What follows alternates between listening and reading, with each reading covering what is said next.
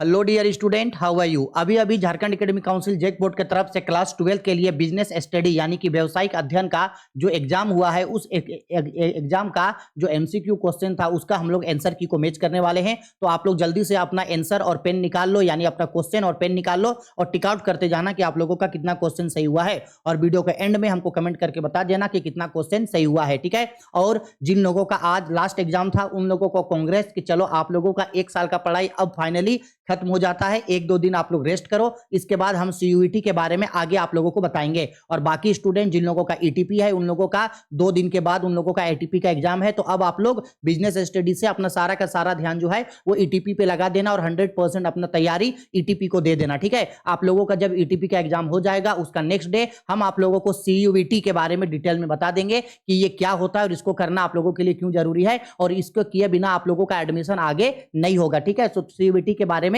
हम आने वाले वीडियो में ईटीपी का एग्जाम होने के बाद बता देंगे, ठीक है। उसके लिए परेशान मत हो। अब चलो क्वेश्चन स्टार्ट करते हैं पढ़ना हम लोग। तो ये जो हम लोगों का पहला क्वेश्चन है, देखो हम हिंदी में पढ़ रहे हैं, ठीक है।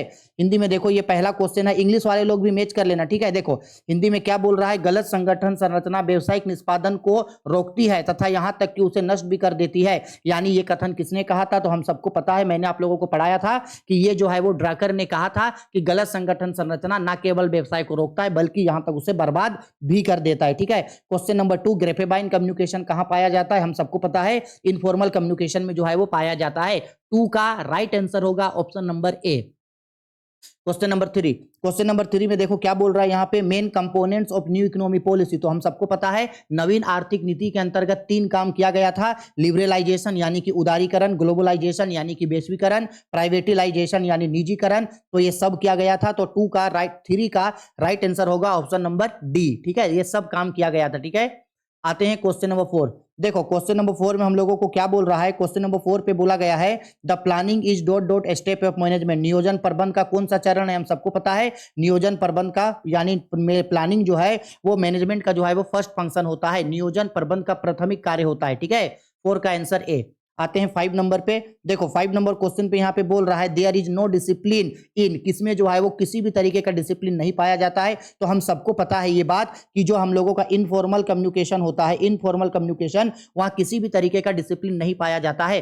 5 का राइट आंसर होगा डी, ठीक है। 5 का राइट आंसर डी। आते हैं क्वेश्चन नंबर 6 पे। 6 नंबर पे बोल रहा है major objective of controlling is, controlling का मेजर ऑब्जेक्टिव क्या है, तो कंट्रोलिंग का मेजर ऑब्जेक्टिव होता है आपको रेक्टिफिकेशन,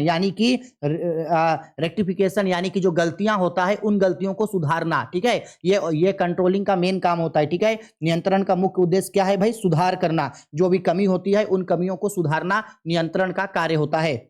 आगे आते हैं क्वेश्चन नंबर 7 नंबर पे बोल रहा है the writer of the book fundamental of marketing is, fundamental of marketing ये जो बुक है ये बुक किसने लिखा था, तो ये बुक लिखा था प्रोफेसर WJ यानी कि विलियम जे स्टैंटन ने। हाँ, अगर क्वेश्चन में आपको ये बोलता कि भाई आप आधुनिक विपणन का यानी कि मॉडर्न मार्केटिंग का फादर कौन है, तब हम लोग उसको फिलिप कोटलर बोलते हैं। फिलिप कोटलर मॉडर्न मार्केटिंग के फादर है, लेकिन यहां बोला फंडामेंटल ऑफ मार्केटिंग ये बुक किसने लिखा था, तो इसका राइट आंसर होगा ऑप्शन नंबर बी। 7 का आंसर होगा बी, ठीक है।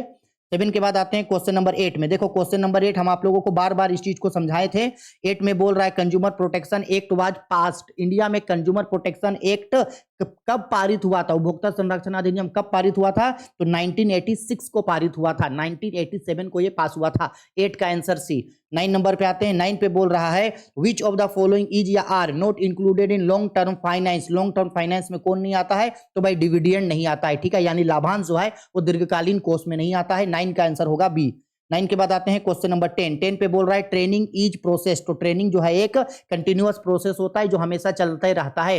10 का आंसर होगा सी। 10 के बाद आते हैं 11 पे। 11 पे बोल रहा है delegation can be done of. Delegation यानी भरार्पण किन चीजों का किया जा सकता है, तो डेलीगेशन अथॉरिटी का किया जा सकता है, भरार्पण अधिकारों का किया जा सकता है। 11 का राइट आंसर ए। 11 के बाद आते हैं 12 में। 12 पे बोल रहा है मार्केटिंग कॉन्सेप्ट इज, यानी कि जो मार्केटिंग होता है वो किस पे बेस्ड होता है, तो मार्केटिंग बेस्ड होता है कस्टमर ओरिएंटेटेड। मार्केटिंग जो होता है वो कस्टमर के ऊपर जो है वो बेस्ड होता है। ये जो सेल्स ओरिएंटेटेड होता है, सेल्स ओरिएंटेटेड होता है हम लोगों का प्रोडक्शन, ठीक है, मार्केट, ठीक है। लेकिन मार्केटिंग जो है वो बेस्ड होता है कस्टमर ओरिएंटेड। तो 12 का आंसर होगा सी। हमको लगता है कि बहुत सारे स्टूडेंट लोगों ने जो है वो 12 का आंसर जो है वो डी लगा करके आए होंगे। ठीक है, आगे आते हैं क्वेश्चन नंबर 13 पे।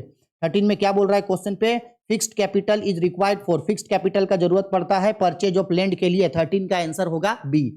ठीक है, क्वेश्चन नंबर 14 नंबर पे बोल रहा है the foremost need of development in country is of, अगर देश का विकास करना है तो उसके लिए सबसे ज्यादा जरूरी है इफिशियंट मैनेजमेंट का, प्रभावशाली प्रबंध का होना जरूरी है। 14 का राइट आंसर सी।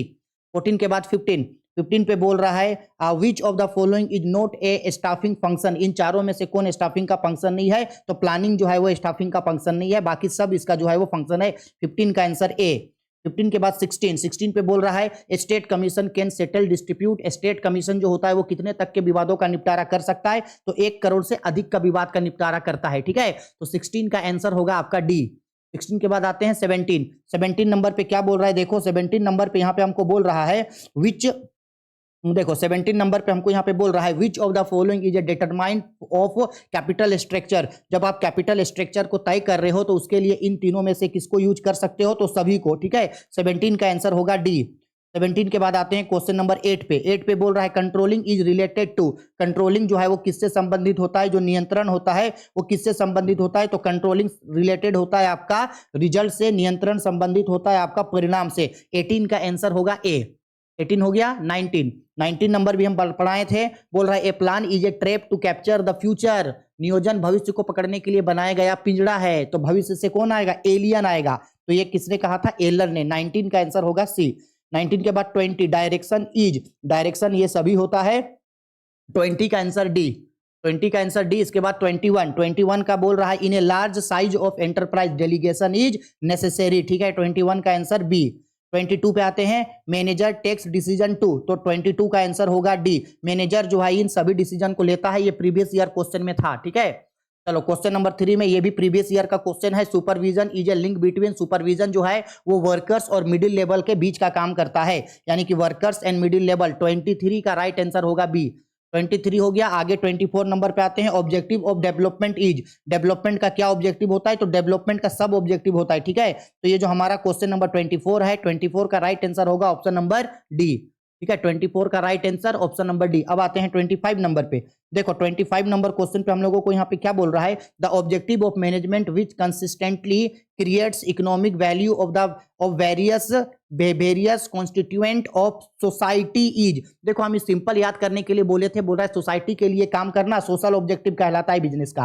ठीक है, 25 का आंसर होगा बी।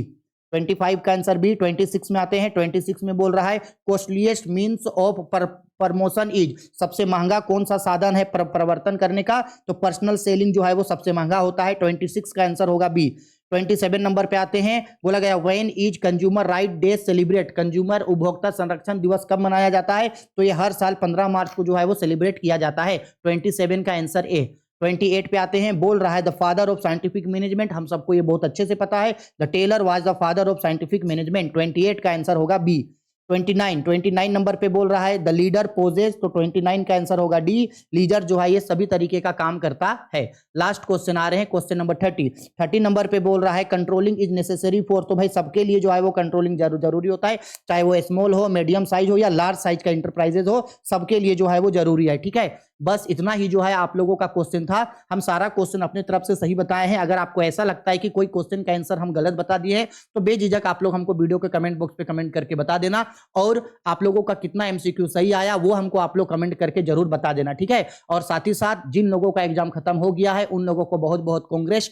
आप लोग 1-2 दिन आराम करो, और जिन लोगों का 2 दिन के बाद यानी 23 तारीख को ईटीपी का एग्जाम है, अब वो लोग अपना सारा का सारा टाइम जो है वो ईटीपी को देना। ये नहीं करना कि ईटीपी को जो है वो ये सोचना कि चलो यार ईटीपी तो लास्ट एग्जाम है, अब थोड़ा थोड़ा ईटीपी में पढ़ लेंगे, ऐसा मत करना। लास्ट एग्जाम है, 2 दिन जी जान लगा करके ईटीपी को दे देना, अच्छा से ईटीपी का तैयारी करना, ताकि अगर किसी चैप्टर में या किसी सब्जेक्ट में अगर आपका एग्जाम अच्छा से नहीं गया है तो उस सब्जेक्ट का एग्जाम का भरपाई आपका ईटीपी के थ्रू हो जाएगा, क्योंकि ईटीपी जो है आप लोगों का 25 नंबर का ऑब्जेक्टिव होगा, 45 नंबर का जो है आपका सब्जेक्टिव होगा, और 30 नंबर का आपको कॉलेज से प्रैक्टिकल मिलेगा। इसलिए ईटीपी में बहुत ही शानदार नंबर आप लोगों का आएगा। इसलिए ईटीपी को जो है वो जरूर और बहुत अच्छे तरीके से पढ़ना, लापरवाही मत करना ईटीपी के लिए। ऐसा मत सोचना कि भाई ईटीपी से जो है वो जो भी लिख देंगे या जैसे भी लिख देंगे, ऐसा नहीं। ईटीपी को अपना 100% समय देना, और जैसे ही ईटीपी वालों का एग्जाम खत्म हो जाएगा, उसके तुरंत बाद हम आप लोगों को CUET यानी कि कॉमन यूनिवर्सिटी एंट्रेंस टेस्ट के बारे में हम बता देंगे।